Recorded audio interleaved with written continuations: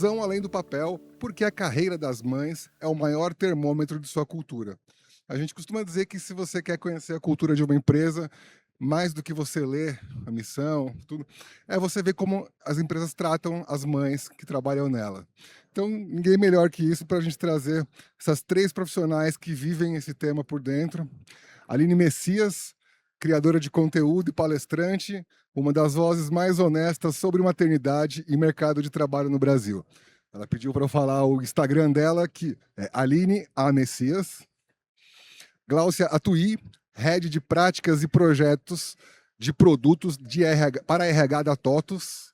Alguém que pensa a inclusão como estratégia e não como discurso. E Natália Machado, profissional generalista na gestão e pessoas, com um olhar prático e humano sobre o que de fato funciona nas organizações. Palmas para elas, pessoal. Obrigada, pessoal. Boa tarde.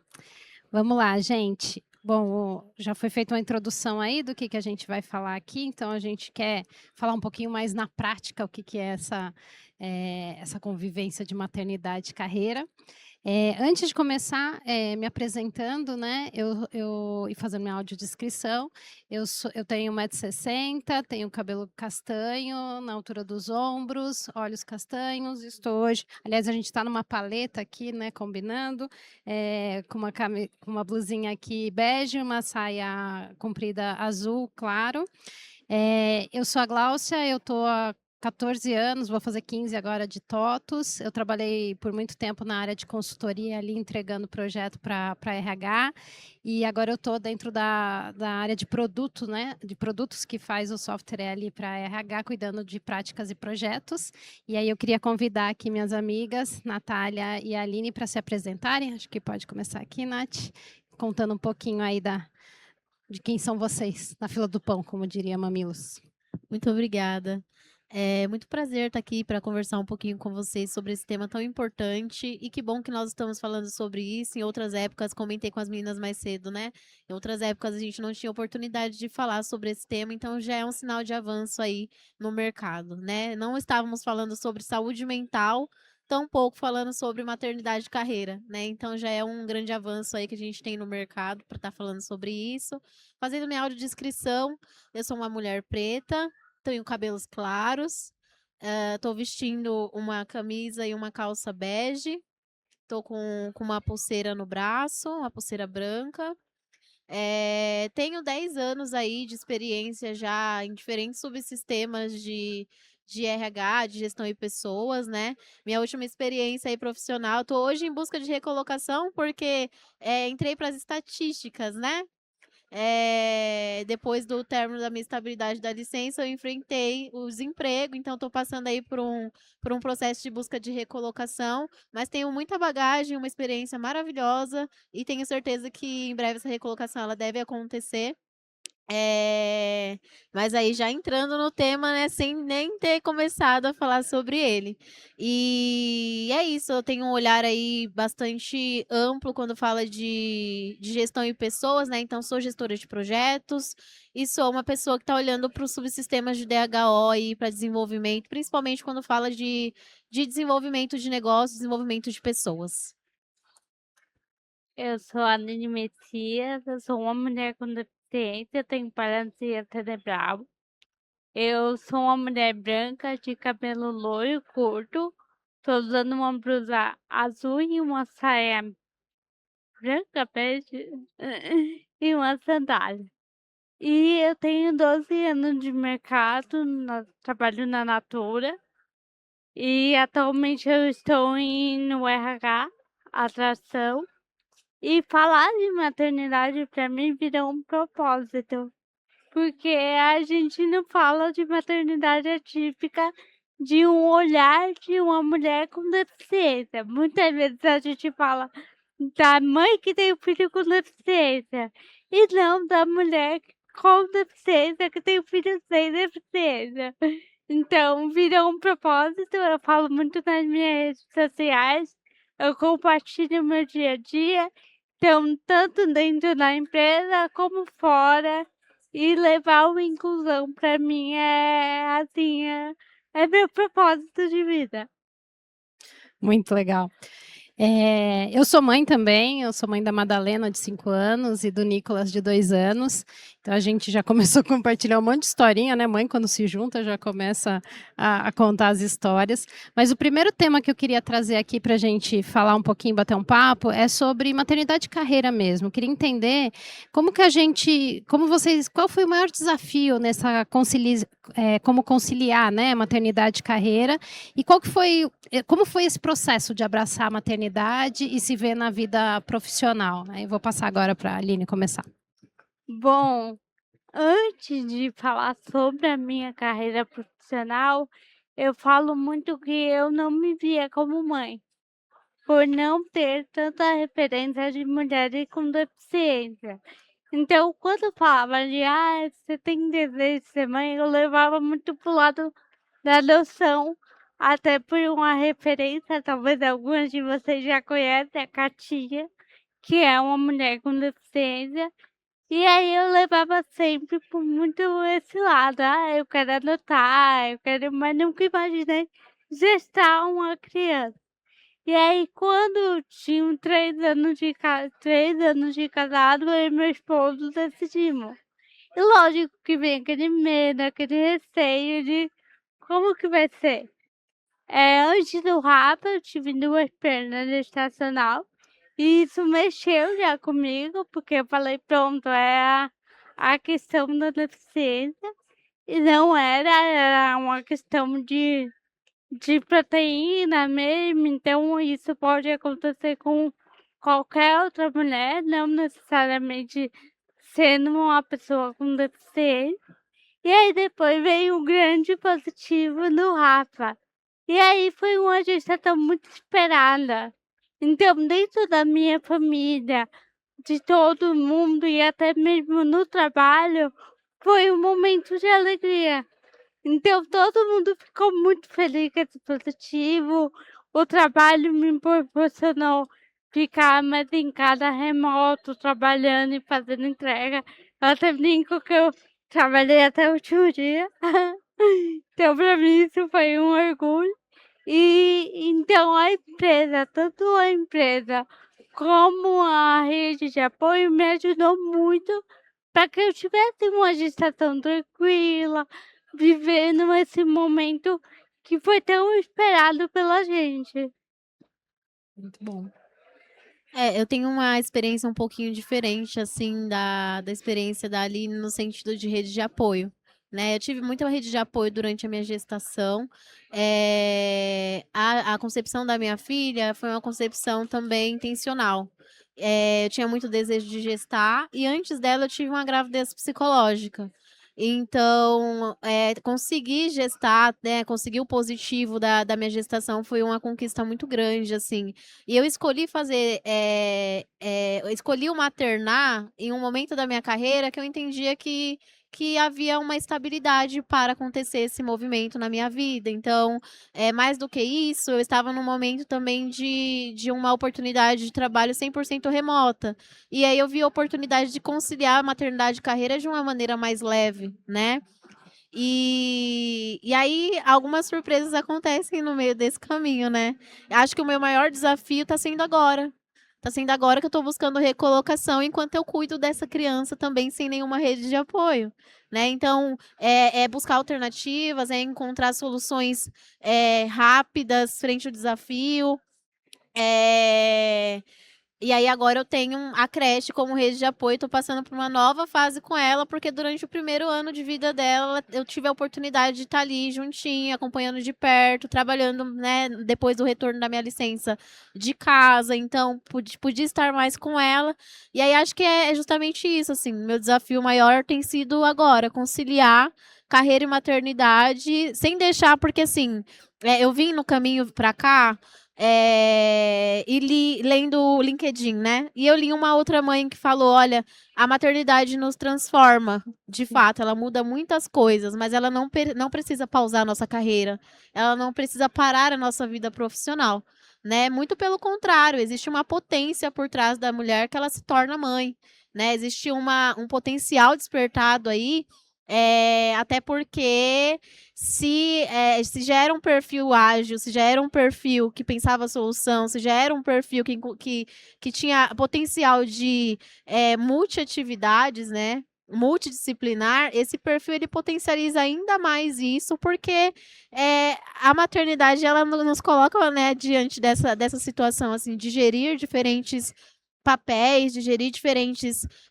responsabilidades, diferentes compromissos, mas também de rever prioridades, né? De revisitar prioridades e entender que, frente a todos esses desafios, existe um ser humano ali 100% dependente agora de você, né? E que também te vê como a principal referência.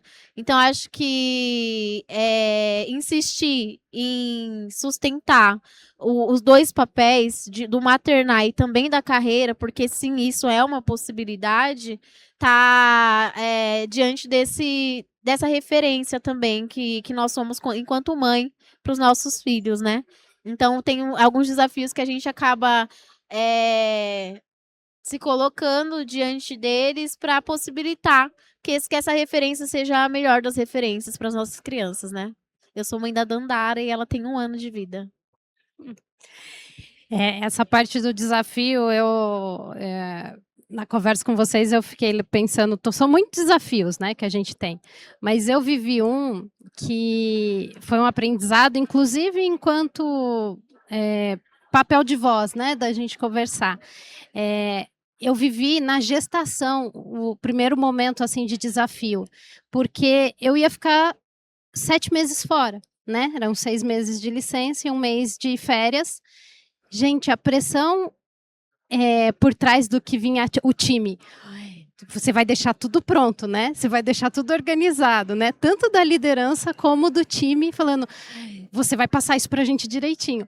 Assim, eu trabalhei muito na gestação para conseguir sair e deixar tudo organizado.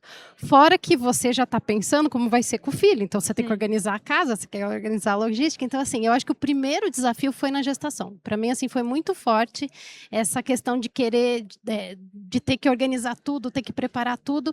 Só que uma coisa que vocês duas falaram e que eu acho que é um momento da sociedade importante é que hoje a gravidez, na maioria das vezes, ela é uma escolha. A gente está mais consciente, não é mais aquela a maternidade compulsória, né? Porque assim, eu sou mulher, cheguei nessa idade, tenho que engravidar. Não é mais assim. Hoje a gente tem esse poder de escolha. E quando você toma consciência que você escolhe, esse peso todo vai assim, não, é uma escolha minha e eu vou conquistar isso, né? Então isso ameniza um pouco, mas tem os desafios. E aí, falando de mais desafio, né? Acho que a gente fala muito de equilíbrio. Aí eu queria escutar um pouquinho de vocês essa questão de o equilíbrio, ele realmente existe ou é uma construção idealizada? Que conselho que a gente dá, assim, mas não o ideal, o honesto para essa questão do equilíbrio? O que você diria, Aline? Olha, eu acho que o equilíbrio a gente tenta todo dia. Porque você sendo mãe e conciliar a carreira, ser uma boa mãe, dedicar ao trabalho é uma constante de você procurar esse equilíbrio todo dia. Mas um ponto que eu sempre venho falando é não me cobrar tanto.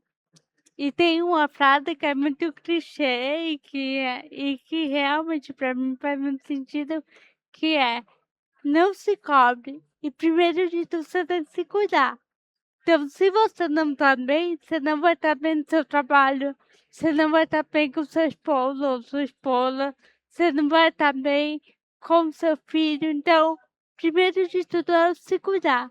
Quando a gente se cuida, e principalmente falando de mim, que sou uma pessoa com deficiência, que entende o meu limite, que tá tudo bem eu não ter carregado meu filho no colo, só sentada, e não me cobrar por isso, por não ser menos ou mais mãe, faz esse equilíbrio acontecer. Assim como andar com ele sozinha no shopping. Eu vim andar em janeiro sozinha. E pra gente foi uma conquista. Eu fui conversando com ele, dialogando. A gente sempre acha que as crianças não entendem, mas elas entendem sim. Hoje o Rafa tem 3 anos. E eu expliquei pra ele, eu falei: "Filho, a mamãe não corre, então você tem que andar de mão devagarzinho". E quando a gente saiu a primeira vez, aí eu perguntei: "Rafa, o que que não pode fazer?". Aí ele: "Não pode correr, tem que dar a mão pra mamãe". E esse dia ele tá: "Mamãe, me dá a mão pra mim te ajudar". Então, assim, é criar essa conversa dentro de casa e buscar de fato o equilíbrio e não se cobre. A gente já tem muitas coisas, a sociedade já se cobra muita gente.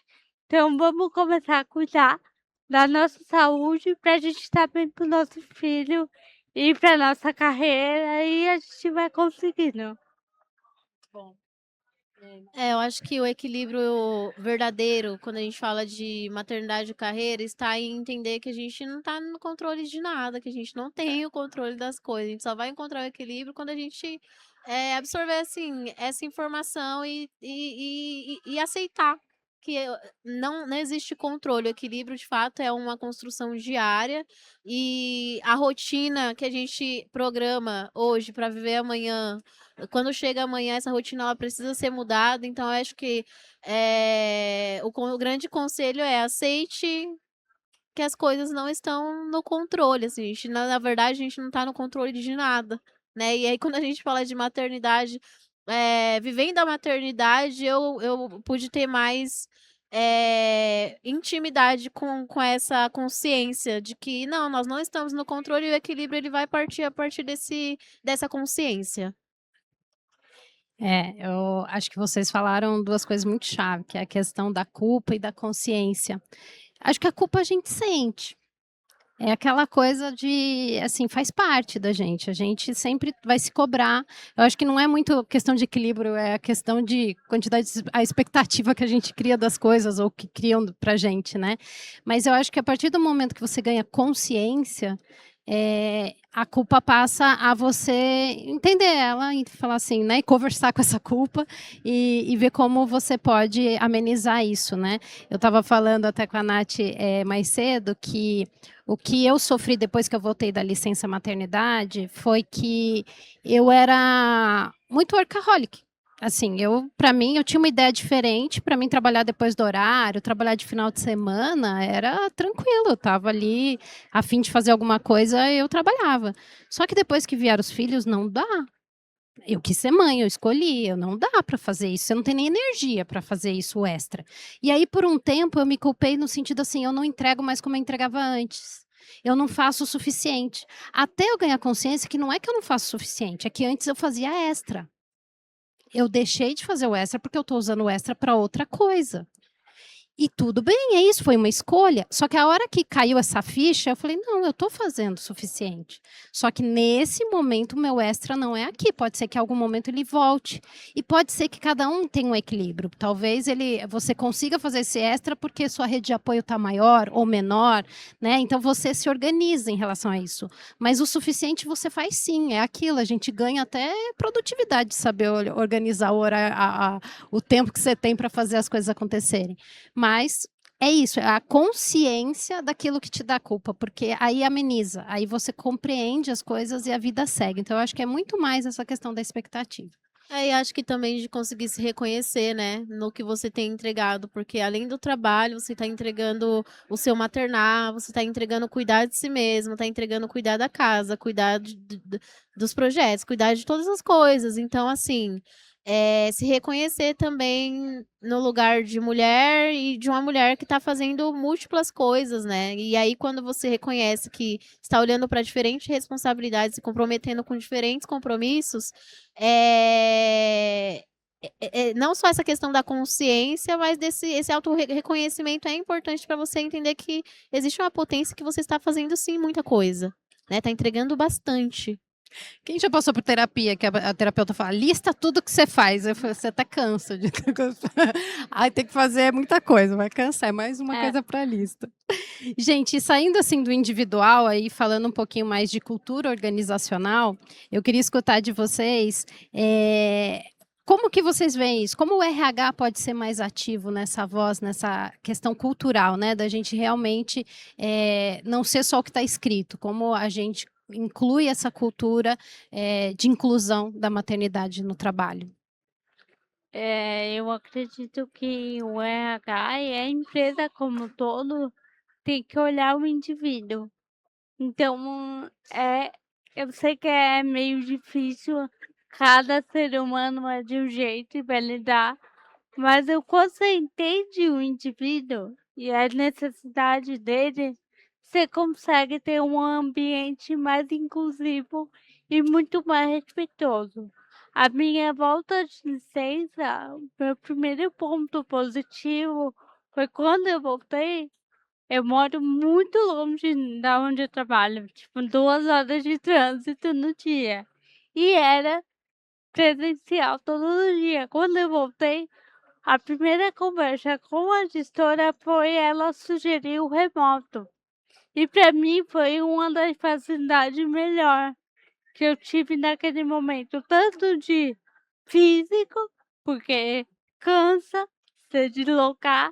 A Carol mesmo falou, quando a gente olha a mulher com deficiência, a gente tem dificuldade de locomoção, alguns casos adaptações, mas também o tempo com meu filho. Então, esse tempo que eu ia perdendo de estar acordando, de brincar com ele, eu ganhei. Então, quando o RH entende o indivíduo e cada um com a sua particularidade, as coisas mudam. Assim como também quando você é um gestor que tem uma pessoa com deficiência. Então, o conversar, o dialogar, entender que cada um vai ter sua particularidade, fez total diferença na minha carreira e tem feito todo dia. Eu acho que a melhor maneira da empresa, com a cultura, com ações, apoiar e tornar um ambiente inclusivo para as mães e para quem está retornando de licença, por exemplo, é de fato na prática, para além do discurso, para além das políticas, colocar para jogo mesmo, assim, né? Na prática, demonstrar que existe um acolhimento, que existe espaço para essa mulher ela retornar para o trabalho de uma forma respeitosa. Eu passei por uma experiência muito delicada, que foi um movimento de carreira unilateral em relação à posição que eu ocupava e que me deixou muito desconfortável, porque eu estava voltando ali do meu retorno de licença e num momento muito fragilizada, né, muito, me reencontrando ali como mulher, como profissional, e esperando, tendo uma expectativa de executar o papel que eu fui contratada para fazer. E aí vem uma mudança unilateral, depois vem um desligamento no final do período de licença, então que me coloca muito vulnerável e que não me acolhe, e que não foi acolhedor, não foi inclusivo, não foi em um lugar que fala muito sobre diversidade, fala muito sobre, carreira, fala muito sobre a vida da mulher no mercado. Então, assim, para além do discurso, é a prática, é abraçar essa profissional, é deixar com que ela tenha a oportunidade para demonstrar a potência que ela é enquanto profissional e que a maternidade, de fato, muda a vida, mas ela, como eu disse, não precisa pausar a carreira de uma mulher. Ela, tem o potencial para que essa mulher entregue muito mais e melhor do que ela entregava antes ainda de ser mãe. Então, eu acho que é isso, assim, as empresas se comprometerem a dar espaço para que as mulheres continuem, executando o papel e sendo profissionais. independente de elas terem sido mães, né? Isso não tira o potencial, não tira a capacidade, não tira a bagagem, inclusive, que essa mulher tem ali para colocar em prática, né? Então, essa é a minha mensagem, assim, que as empresas elas não sejam apenas do discurso, mas que na prática elas deem espaço para as mulheres, mulheres mães, colocarem em prática o que elas têm de conhecimento e de potencial de entrega. Legal. E eu acho assim, não sei aqui o quanto público é RH puro ou não, mas na verdade o RH ele tem muito papel de traçar as políticas, de dar as ferramentas, mas esse dia a dia está na liderança. Essa prática está na liderança. Então, essa conversa precisa chegar na liderança, esse desenvolvimento precisa chegar na liderança, né? Porque no final é isso, quem está ali no dia a dia, quem está olhando e quem toma a decisão no final é a liderança. Né? Então, a liderança precisa ser inclusiva, é ela que no dia a dia vai dar o exemplo para toda a companhia e que realmente vai virar essa cultura para ela ser prática. Né? Então, quando eu falei aqui da minha questão da experiência na gestação, a área que eu trabalhava antes, para ter uma ideia, era tão engraçado que era uma cultura de consultoria. As mulheres, quando começavam a pensar em ter filho, como a gente viajava muito nos clientes, elas saíam daquela área. Porque ela falou, como que eu vou continuar com um filho pequeno viajando? Até que a gente começou a conversar sobre, porque quando a gente começa a olhar, né, gente, hoje, quando você começa a olhar para a base, antigamente eram muitos homens, mas hoje você olha, é muita mulher na base, né? A gente não está ainda com maioria na liderança, mas se a gente olha a base, a gente, né, já tem uma proporção muito grande. Então, assim, o futuro era ter as mulheres crescendo e indo para esse nível. E eu vou perder essas meninas por conta da gestação, foi onde a gente começou a ter política que quando ganhava filho, né, começava a parte da maternidade, até tantos anos pegava projeto só na base. Eu não sairia viajar para outro lugar, eu ficaria com clientes que é da base, que para você não precisar viajar. Né? Então a gente foi criando esse espaço para a gente conseguir manter a mulher na carreira, ela continuar crescendo naquela carreira. Só que essas conversas precisam acontecer. Essa da gestação, porque aí eu fui uma das primeiras que já estavam naquela situação de consultoria com filhos. E aí, quando eu senti essa pressão, eu fui conversar. Eu falei, gente, essa pressão que eu estou sentindo porque eu vou ficar 7 meses fora, é pesado. Assim, me pesa, eu estou trabalhando o dobro. E o meu par, que também vai ganhar o neném, só que ele é homem, ele tem 20 dias de licença, é umas férias. Né? Não tem sofrimento nenhum. O meu marido, assim, o que ele passou na empresa no tempo de gestação não tem nada a ver com o que eu passei, de ter que trabalhar mais, de ter essa preocupação de deixar tudo pronto, tudo organizado, mas foi uma conversa. E eu lembro que essa conversa foi muito bacana para a minha liderança, para o meu time, e daí nas próximas a gente conversando. Essa conversa abre o espaço do aprendizado. A gente fala que as pessoas têm que escutar, mas as pessoas têm que falar. A gente estava aqui, a Aline, ela começou a trazer um novo tema, um novo recorte, que é a mãe atípica. Imagina o empoderamento de várias mulheres atípicas que querem ser mãe e que não tinha referência, porque não tem ninguém falando sobre. Então, eu acho que a liderança precisa começar a entrar nessa conversa. A prática e a cultura, esse termômetro que a gente fala aqui, está muito ligado a prática mesmo, a como isso vai acontecer. E, para mim, ele está muito voltado em como a gente abre essa conversa e começa a trazer isso para a liderança, para ela ter empatia e começar a achar os caminhos. Não é fácil, tá, gente? Assim, a conta às vezes não fecha, não é uma questão aqui de tipo, é tudo fácil, simples e a conta vai fechar. Tem resultado, tem meta, tem um monte de coisa. Mas tem caminhos, tem alternativas. O pensar diferente já ajuda. Né? Há um pouco tempo atrás, antes da pandemia, ninguém trabalhava remoto. Nossa, falava de remoto, era um desespero para grande parte das empresas. E hoje funciona. Está voltando, mas eu acho que tem uma questão de equilíbrios também, tem tomadas de riscos, né?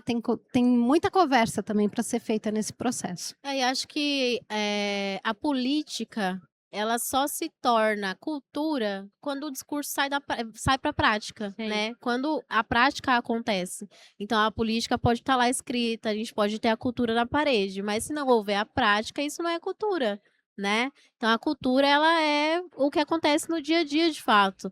E esse ponto que você trouxe em relação à liderança, eu acho que o movimento de inclusão, o movimento de diversidade dentro das empresas, ele só se torna, de fato, consolidado se for escalável de cima para baixo, né? De baixo para cima é muito difícil de fazer esse movimento, né? É importante que as pessoas falem, sim, mas é importante que a liderança ela abrace essa ideia, que ela abrace a causa, né? Então, se não tiver o trabalho da liderança por trás dessa cultura, ela não vai fomentar, Não. né? Então, é isso, assim, a política ela só deixa de ser uma política e se torna uma cultura quando esse discurso sai do discurso e vem para a prática, né?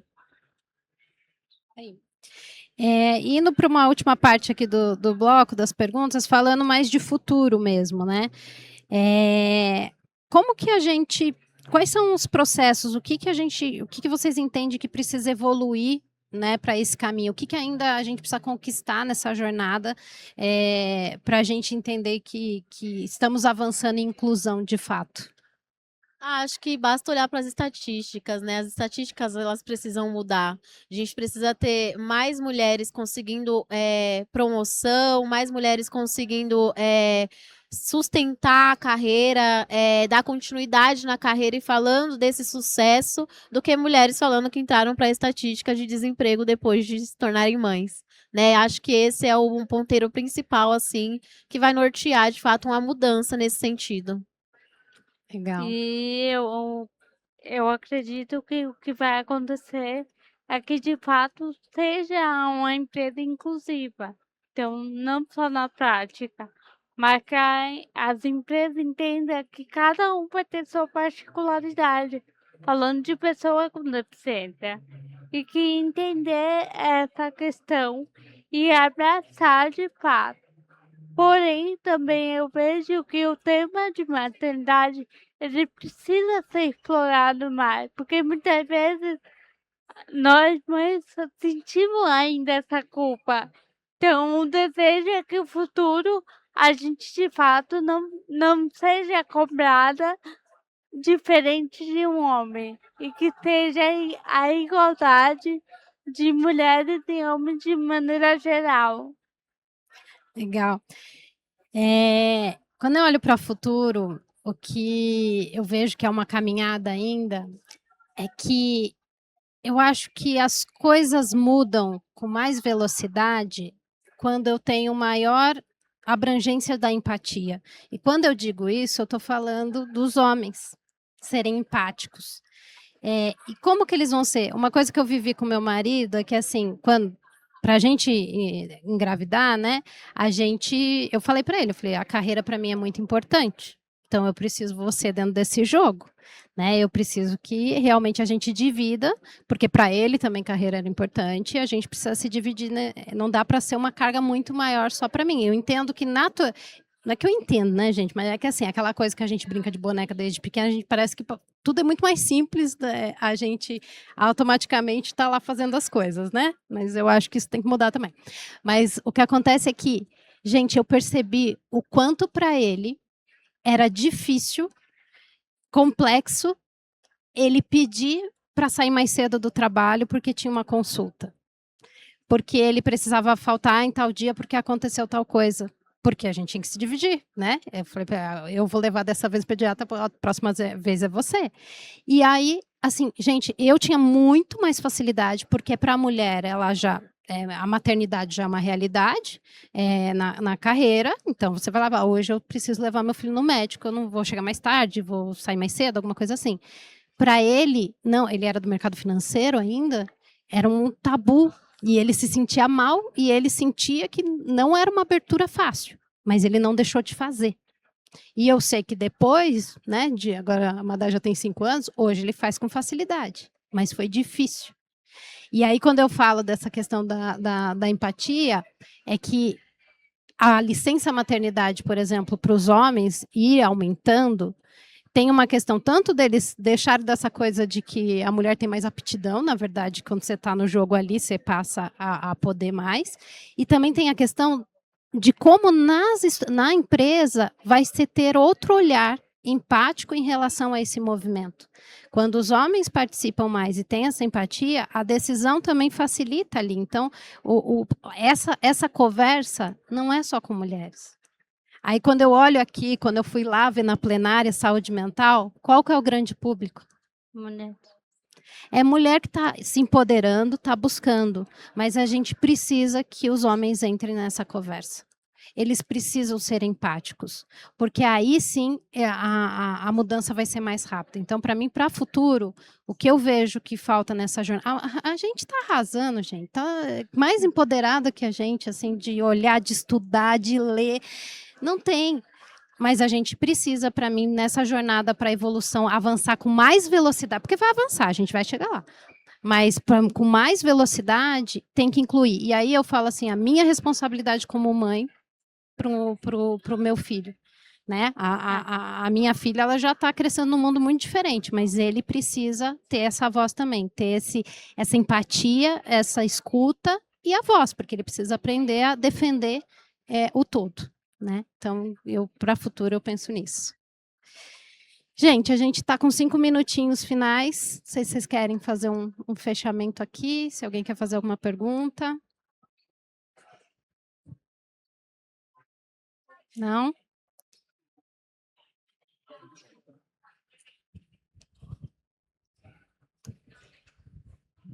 Eu tenho... Bom, meu nome é Láudio, prazer, obrigado pela palestra.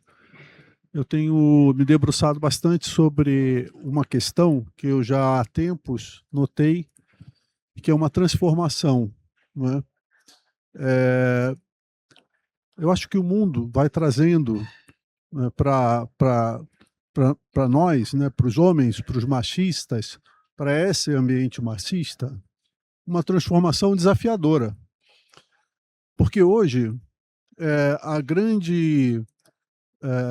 o grande foco, né, e a grande virtude está exatamente nas habilidades que antes eram conhecidas ou mais classificadas, rotuladas como das mulheres. Né? Hoje se fala muito em empatia, em cuidar. Né? Hoje, né, os homens que antes, né, tinham toda essa supremacia machista em que a mulher tinha que se masculinizar em ambiente corporativo para poder mostrar poder, ao contrário, vem acontecendo gradativamente ao longo do tempo. Né? E eu até um dia escrevi sobre isso, dizendo para os machos alfas que precisavam buscar atribuições e habilidades femininas para sobreviver no mundo que se transforma. Né?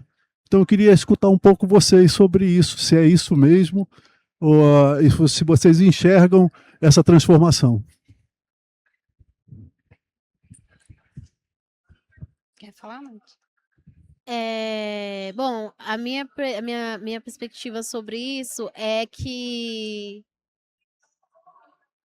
existe uma certa resistência, né? Existe uma resistência, a gente sabe que existe uma resistência muito grande, mas à medida que o mercado muda, à medida que a cultura muda, isso força os homens também a mudarem, né?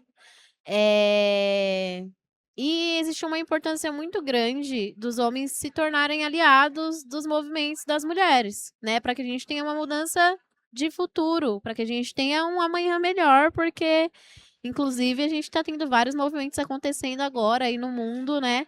Em relação justamente a misoginia, ao machismo, que está obrigando os homens a assumirem uma nova postura e um novo comportamento em relação e mediante as mulheres, né? Então, eu acho que isso também se se depara com a questão da maternidade. Eu acho que isso também se depara com a questão da mulher no trabalho. Hoje a gente pode falar de um mercado de trabalho que mulheres conseguem assumir mais as posições de poder, conseguem assumir mais a tomada de decisão, muito mais do que antes, e eu acho que a tendência é isso crescer cada vez mais. Eu acho que a tendência é as mulheres estarem cada vez mais no poder da tomada de decisão, no poder de liderança de projetos, de liderança de equipes, e os homens precisam acompanhar esse movimento, porque se eles não acompanham e não se tornarem aliados, daqui a pouco o nosso mercado de trabalho vai ser só mulheres, porque mulheres incentivam mulheres.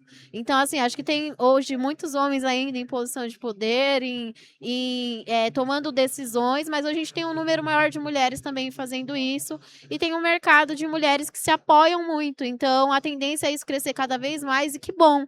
Mas é muito importante que os homens mudem essa postura. E aí existe uma série de coisas agora forçando que esse movimento aconteça, né? E uma das coisas que tem acontecido é as mulheres, de fato, se mobilizando, né, para esse mercado mudar. Então, acho que existe uma questão comportamental por trás que acaba acontecendo por osmose também.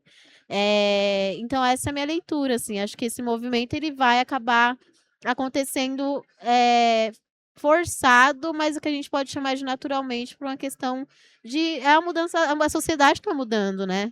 Nesse sentido. O mercado está mudando nesse sentido. Então, quem quer se manter no mercado, quer se manter bem no mercado, precisa acompanhar a mudança. Só complementando a Nath, eu acho que essa mudança tem que começar de casa. Então, a mulher também saber dividir as tarefas, se empoderar, e o homem assumir esse papel. Lá em casa a gente divide tudo e a gente compartilha, né? Pra mim estar aqui hoje, para fazer alguma coisa, o meu esposo fica com o meu filho. E aí é esse diálogo, porque não adianta em casa a gente não fazer e chegar na empresa ter aquele discurso bonito. Então é o começar de casa e a criação do nosso filho. Que aí sim a gente vai ter um futuro diferente do que hoje a gente ainda tem. É isso, eu acho que o caminho é esse. Eu acho que a gente não é um contra o outro, é uma evolução. A questão, eu acho que é na intencionalidade. Outro dia, só para fechar, a gente estava na eleição do condomínio, da nova diretoria do condomínio. E aí eu fui ver a chapa de quem era atual e só tinha homens. Não tinha nenhuma mulher. Aí eu virei para meu marido e falei, mas nessa chapa atual, por isso que não tá que estão pedindo para mudar, né, também. Só tem homem nessa chapa. Aí ele assim para mim, mas por quê? Qual o problema? Aí eu brinquei, eu falei assim, não é que é um problema, mas para mim, na hora que eu olho e só tem homem, eu não sei se eu estou representada ali. E para isso, eu falei, isso que eu nem sei quem são pessoalmente, porque ainda queria ver outras diversidades que eu não estou vendo. Aqui só pelo nome eu vi que não tem nenhuma mulher. E eu percebi que assim, ele não percebeu isso. Quando eu conversei, ele compreendeu. Então, a questão está muito assim, não é má fé, gente. Eu conheço assim homens maravilhosos e eu acho que a grande maioria são maravilhosos. Só que são pessoas, só que falta intencionalidade.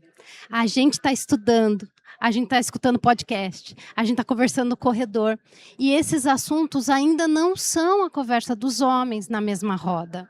Ainda é futebol na roda dos homens. Sim. Então, assim, eles não são má pessoas. O machismo que a gente diz é o estrutural, não estou falando do feminicídio. Eu estou falando assim, o estrutural ainda está ali.